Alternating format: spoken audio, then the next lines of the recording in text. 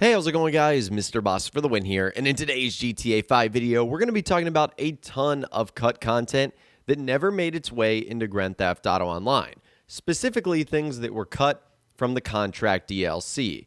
So what's really cool about this is hopefully we'll actually get to see some of this content going forward in the expanded and enhanced version of GTA 5, or we'll see it in a future update, at least one can kind of hope.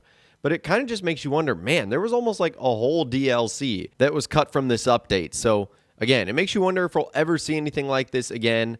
But this is coming from WildBrick142 on Twitter. He posted an entire 17-page thread, so I'll leave a link to that in the description if you'd like to check it out for yourself. He said this: "You know the drill. Vehicle-related cut content in Grand Theft Auto Online, the contract. Update is codenamed Fixers. Ironic because the update needs fixing." So the first thing he said is the Itali GTB Custom was supposed to have a trade price, knocking it down to $371,250.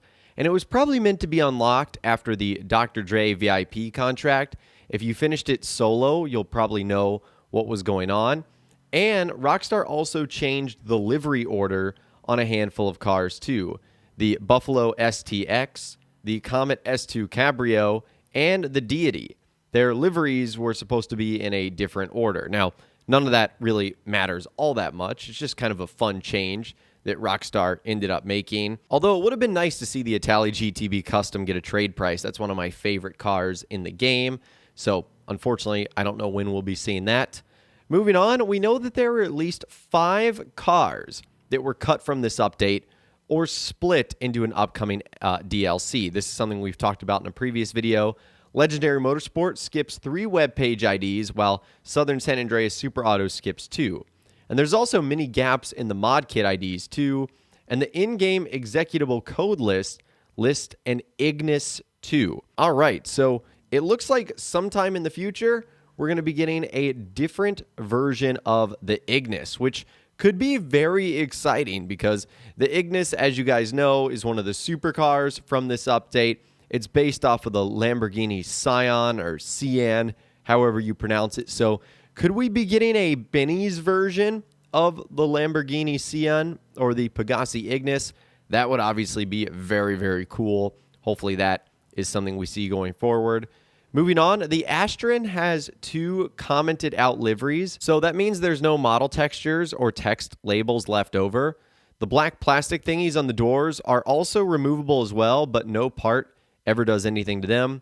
Possibly trim options, and it has unused exhaust models. So some more customization for the Astron that we aren't going to get to see. The Baller ST also has removable seats, a rear windscreen wiper, and engine block pulleys and air filter. It's a bit hard to determine the latter 3 as the engine could have been recycled from the tuner cars, while the wiper could have been recycled from the Imani Tech vehicles, but anyways, we never get to see those. The Buffalo STX, just like the Baller ST, has removable air filters and pulleys. Again, this could have just been a recycled model from tuners, but would it really hurt to copy and paste more parts? It could also be stanced, but you don't get the option, so another abandoned thing in the Buffalo STX. As for the parts that remain, the Buffalo STX has 2 leftover sun strips, plastic and primary, and the Comet S2 Cabrio has unused hood pin models. I'm not sure I understand that because having a convertible roof doesn't necessarily mean you would lose parts that are nowhere near the roof. I guess that's kind of interesting. The S2 Cabrio also has empty dummy nodes under the engine, possibly used to attach custom parts to it, and multiple empty collisions for unknown parts. The only remaining collision model is for the fog lights. It can be stanced too, in addition to the Champion and Cinquemilla. The Deity, on the other hand, lost mirror customization. I guess people who drive Deities don't need to look into mirrors after all. Meanwhile, the Granger 3600 LX also has a removable rear windscreen wiper and unused plastic and primary mud flap models. So more customization that we didn't end up getting. Now, the Ignis also has an unused dummy miscellaneous part where the spoiler is, likely an attachment to the active spoiler, and for some reason its mod kit data contains a commented out sunstrip for the Toreador. Maybe Rockstar used the Toreador to model this vehicle, I'm really not too sure. The iWagon also happens to have that removable rear wiper, and if it wasn't unfinished enough as it is, it's likely another victim of the removed mirror customization. The LOD models have a car battery in the engine bay. Not sure why that's there to begin with, even though it is an electric car. And someone from Rockstar really must hate mirrors, because the Jubilee is yet another car that missed an opportunity to have these extra options. Also, the entire engine block is its own removable part, though that doesn't 100% mean it was customizable. Moving on to the Patriot mil spec, remember that this thing has 208,935 polygons. I don't know why. It has reference to non-existent parts that imply it had more than 2 visual armor/door mods and 2 entire interior options, specifically the dash, steering wheel, and seats. I wonder what that could have been for, because the interior is really nice, but we can't customize it all that much. So I'm hoping that sometime down the line, we would have gotten more customization. The Patriot is also missing some bull bar options. The text labels remain, but no models. And the only thing to note on the Reaver is that the license plate is removable, and the badge's texture has the Western logo and full bike name, unlike the bike model, which only shows you Reeve. So that would have been nice to be able to remove the license plate on the back of the Reaver, make it even a sportier look. And I don't know why we can only see Reeve on the actual bike. Probably just an oversight from Rockstar, but definitely worth noting. And as you guys know, the Shinobi is also quite lacking in customization. However, it's definitely not lacking in unused removable parts. The front shield, the seat, the rear license plate, that plastic frame thingy, you got it. You could remove all of those, but you can't seem to do that in-game. I don't know why. It's kind of strange.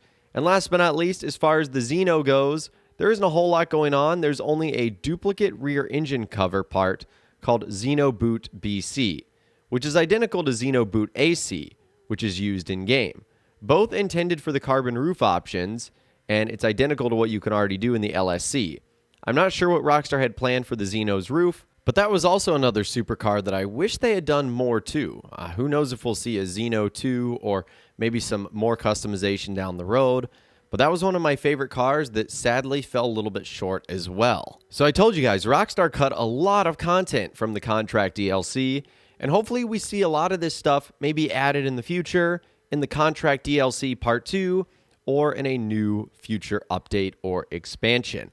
I mean, I'd love to see that new Ignis supercar and the 5 secret vehicles on the Legendary Motorsports site and the Southern San Andreas Super Auto site, and new liveries added for vehicles that, you know, were cut at the last minute. Maybe Rockstar had to rush this update out. Remember, they were working with Dr. Dre, and it had to align with when his music wanted to come out. So maybe there was just some things they couldn't get to, but they'll be able to do so in a future update. So again, I'd love to hear from you guys in those comments down below. Let me know what you think about everything we discussed in this video today. Of all the things we talked about, which cut content would you like to see added back into the game? Let me know what you're thinking about in those comments down below. If you guys did go on to enjoy this video, though, a like rating would, of course, be awesome. And be sure to subscribe to my YouTube channel if you are new, or you want to stay up to date on all the latest GTA and all the Rockstar Games videos that I'll be doing here on my channel. And be sure to ring that notification bell as well. Sometimes YouTube just doesn't work, and if you ring that bell, you'll always be guaranteed to be notified when new videos arrive. But of course, as always, guys, thank you all so much for watching. Take care, and I'll see you guys in the next video.